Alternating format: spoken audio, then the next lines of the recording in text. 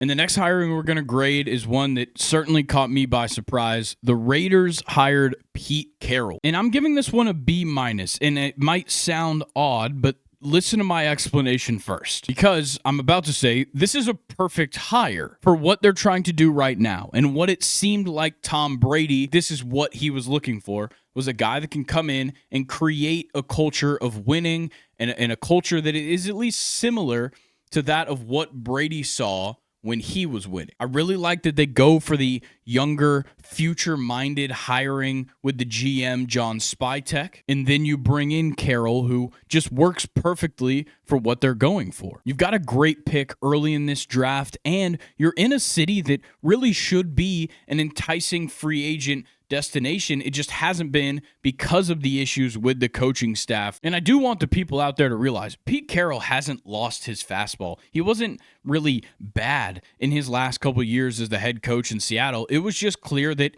he was getting old and the franchise just needed a facelift.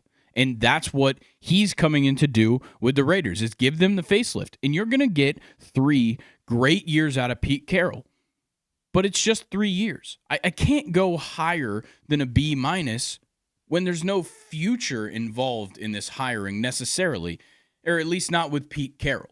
Obviously, there's a future to be had for whatever he does, but the future's not there with his name on it. So when you take a step back with this hiring and you just look at it and say, the task at hand is use these 3 years to instill a culture, to, of course, develop some players, and just at least build the foundations for what could be and what can be a very, very successful franchise for years to come.